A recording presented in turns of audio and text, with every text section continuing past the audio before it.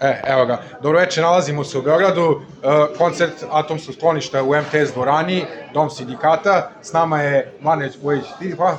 Kakvi su ti utisci sa ovog večerašnjeg koncerta Tiho? Pa znaš šta je, posle ovoga mogu firno da odim, mirno da odim, znaš, s ovoga svijeta, toliko mi je bilo lijepo, stvarno nije neka kulturna priča i tako dalje, publika je reagovala onako kako treba, a Atomsko sklonište, šta da pričam, to ti je kod 10 božjih zapovijesti.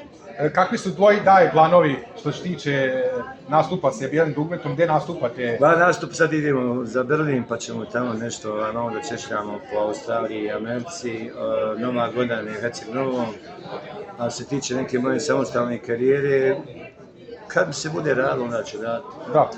A ovako, beogradski koncert Bijelog dugmeta, se zna možda hoće biti nešto? Iduće godine je 50 godina, a sve ćete za Kotanke svijet. I kaži mi ovako, šta inače voliš ovako da slušaš od muzike, strano, domaće? Ništa, ja odavno muziku ne slušam, ono što ja volim, to su Indeksi, to ja to sam slobodan. I kaži mi ovako, šta te najviše čini srećnim ovako?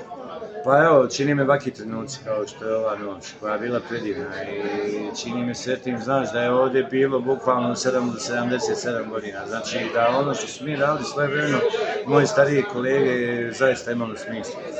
I pošto nam se bliži, eto, 2024. godina, šta očekuješ ti od te godine, 2024. ovako?